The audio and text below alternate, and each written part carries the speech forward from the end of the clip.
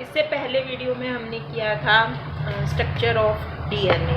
DNA किस किस से मिलकर बना है? DNA is a polynucleotide. It is made up of 3 components, nitrogenous base, pentose sugar and phosphate group. Nitrogenous base and sugar are linked by the N-glycosidic linkage. Sugar and phosphate are linked by the phosphoester linkage. There are 2 linkages, so it is called the 3-phosphodiester linkage. थोड़ा सा recall कर लेते हैं कल का कि क्या था कि DNA is a polynucleotide. DNA है क्या? DNA is a polynucleotide made up of a large number of nucleotide. और एक न्यूक्लियोटाइड जो है किससे मिलकर बना है? डीएनए के अंदर हम डीएनए की बात कर रहे हैं। It is made up of deoxyribose sugar. Deoxyribose sugar, pentose 5 carbon वाला शुगर है। सेकंड क्या होता है इसके अंदर? Phosphate group. और थर्ड क्या प्रेजेंट है? Third is the nitrogenous base. Nitrogenous base 2 type के होते हैं, purine and pyrimidine. Purine and pyrimidine. Purine आगे 2 टाइप के होते हैं, एडेनिन एंड गुआनिन। पायरेमिडीन भी 2 टाइप के होते हैं, cytosine and thymine. Sugar pentose sugar है, और पेंटोज शुगर की स्ट्रक्चर क्या है? पेंटोज पेंटावर बना के फर्स्ट पोजीशन पर OH, सेकंड पोजीशन पर H, थर्ड पर OH, फोर्थ पर OH, फिफ्थ ये वाला इसके साथ अटैच है OH। तो अब कैसे कैसे लिंक है पेंटोज शुगर? नंबर 1 सिंपल, हम पेंटागोन बनाकर फर्स्ट नंबर पर इससे क्या अटैच कर देते हैं? कोई भी नाइट्रोजिनस बेस, जैसे एडेनिन है तो ये लिंकेज जो है, this linkage is called the N glycosidic linkage या बॉन्ड। और ये 5th नंबर वाला है, it is attach to the phosphate group. ये किससे अटैच है? फास्फेट से, by phosphoester linkage. Phosphoester linkage. तो ये हमारा एक न्यूक्लियोटाइड बन गया है। तो इसी तरह के कई न्यूक्लियोटाइड जो हैं आपस में लिंक्ड हैं। ये सेकंड न्यूक्लियोटाइड यहाँ पर ही किससे है? मान लो कोई भी नाइट्रोजिनस बेस कोई भी हम ले सकते हैं, एडेनिन गुआनिन ले सकते हैं। यहाँ पर भी ये CH2 क्या बन गया? फास्फेट। अब जो ये 3 नंबर वाला इसका कार्बन है और ये वाला फास्फेट है, ये भी आपस में लिंक्ड है बाय द फास्फोडाइस्टर लिंकेज, क्योंकि एक शुगर जो है 2 उससे अटैच होता है, एक अब ऊपर वाले से एक नीचे वाले से, so it is called the phosphodiester linkage. तो इसी तरह से नेक्स्ट हम बना सकते हैं, कोई भी तुम इसके साथ नाइट्रोजिनस बेस अटैच कर सकते हो।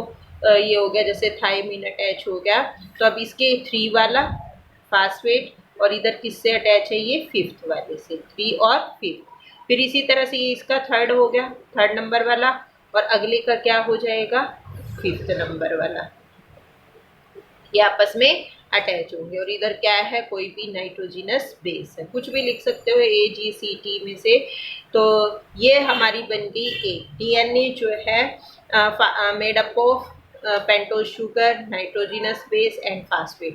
फास्फेट और शुगर क्या करते हैं? इसकी बैकबोन बनाते हैं। तो इस तरह से जब हम लिंक कर रहे हैं तो क्या देखते हैं कि जो फर्स्ट नंबर वाला इसमें न्यूक्लियोटाइड आएगा उसका 5th एंड फ्री रह जाता है, तो ये क्या बन गया? इसका 5 एंड। और जो लास्ट में आएगा उसका कौन सा एंड फ्री रह गया? 3 एंड। तो इसकी पोलैरिटी क्या हो गई? 5 एंड टू 3 एंड, यानी ये जो पॉलीन्यूक्लियोटाइड चेन है इसकी पोलैरिटी क्या है? 5 एंड टू 3 एंड।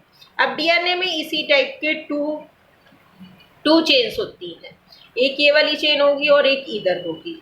2 चेन्स आपस में लिंक्ड होती है, पर इसमें हम तो इसको क्या बनाएंगे? पेंटोज शुगर को इन्वर्टेड पोजीशन में बनाएंगे। ये इसका फर्स्ट है। एडेनिन हमेशा किसके साथ बॉन्ड बनाता है? Adenine forms bond with thymine, यानी इसके साथ जो नाइट्रोजिनस बेस अटैच होगा वो क्या होगा? थायमिन। एडेनिन और थायमिन आपस में डबल हाइड्रोजन बॉन्ड से जुड़े हैं। किससे जुड़े हैं? डबल हाइड्रोजन बॉन्ड से। वही हो गया, ये इसका फर्स्ट, ये सेकंड, ये थर्ड। अब इसका ये कौन सा एंड फ्री रह गया है? थर्ड। तो इसकी पोलैरिटी क्या होगी? 3 to 5। ये फोर्थ और ये फिफ्थ। फिफ्थ वाला किससे जुड़ा होगा? फास्फेट से। अब इसी तरह से नेक्स्ट वाला हम ले लेते हैं। इसका ये 3 एंड फास्फेट से जुड़ गया इधर, और इधर ये फर्स्ट एंड किससे जुड़ा होगा? ग्वानिन। ग्वानिन किसके साथ बॉन्ड बनाता है? Guanine forms bond with the cytosine. और ये किससे जुड़ा होता है? It is connected by the triple hydrogen bond. ये इसकी बैकबोन बन गई फास्फेट शुगर की। अब इसी तरह से नेक्स्ट ले लेते हैं थाइमिन। थाइमिन किसके साथ बॉन्ड बनाता है? एडेनिन। एडेनिन थाइमिन के साथ कौन सा? Double bond. अगला मान लो हमारे पास यहाँ साइटोसिन है, तो साइटोसिन किसके साथ बनाएगा? ग्वानिन के साथ। ये कॉम्प्लीमेंट्री हैं इसके, हमेशा ये इसी तरह से बॉन्ड बनाते हैं। और जो इसका ये फिफ्थ नंबर वाला है, ये किससे जुड़ा हुआ है? फास्फेट। इधर थर्ड वाला, फिफ्थ वाला, थर्ड वाला। तो अब हम क्या देखते हैं, इसका ये फिफ्थ एंड फ्री रह गया है, तो इसकी पोलैरिटी क्या होगी? 3 to 5 एंड। इसकी तो पोलैरिटी क्या थी? 5 to 3 एंड, और इसकी क्या है? 3 to 5 एंड। तो डीएनए क्या है? DNA is a polynucleotide made up of large number of nucleotide. और एक न्यूक्लियोटाइड जो है 3 कंपोनेंट से मिलकर बना होता है, phosphate, sugar and nitrogenous base. Adenine हमेशा किसके साथ बॉन्ड बनाता है? थाइमिन के साथ डबल हाइड्रोजन बॉन्ड। यानी जब एक न्यूक्लियोटाइड बनता है तो उसमें 3 टाइप की लिंकेजेस होती हैं। Sugar and nitrogenous base are connected by the N glycosidic bond. Sugar and phosphate are connected by the phosphoester linkage. 2 nitrogenous bases are connected by the hydrogen bond. Adenine हमेशा thymine के साथ double बनाएगा। Guanine cytosine के साथ कौन सा bond बनाता है? 3। तो एक चेन की इसकी पोलैरिटी क्या होती है? 5 to 3, और दूसरे की क्या होती है? 3 to 5। अब इसमें आता है कि सबसे पहले डीएनए को सबसे पहले किसने सेपरेट किया था? डीएनए जो है एसिडिक नेचर का, हम नेम से ही पता है, डीऑक्सीराइबोन्यूक्लिक एसिड। एसिड है ना, तो it is acidic in nature. It was first identified by Friedrich Miescher in 1869। He named it as nuclein. इसको क्या नाम दिया था उन्होंने? Nuclein. However due to technical limitation, कि उस टाइम तक कुछ टेक्निकल प्रॉब्लम थी, इतनी ज़्यादा मतलब एडवांस टेक्नोलॉजी नहीं थी, तो इसकी स्ट्रक्चर जो है उस टाइम तक मतलब क्लियर नहीं हुई थी। और इन 1953 सेपरेट तो इसको किया जा चुका था इन 1869 में, but it was only in 1953 that James Watson and Crick ने जो दिया एक्सरे डिफ्रैक्शन डाटा प्रोड्यूस किया, proposed by very simple but famous double helical model structure of DNA, जो कुछ मैंने अभी एक्सप्लेन किए हैं, double helical structure of DNA. Double helical structure of DNA model जो है इसका किसने दिया था? It was given by Watson and Crick. सबसे पहले सेपरेट तो किसने किया था? सेपरेट तो हुआ था सबसे पहले फ्रेडरिक माइशर ने 1869 में, पर जब तक कुछ टेक्निकल प्रॉब्लम थी उस टाइम तक, तो इसको फिर जब टेक्निकल प्रॉब्लम मतलब एक्सरे वगैरह आ गए, तो वाटसन और क्रिक ने इसको मतलब वो किया था, एक्सट्रैक्ट किया था, स्टडी किया था, तो उन्होंने इसकी डीएनए की डबल हेलिकल स्ट्रक्चर दी थी।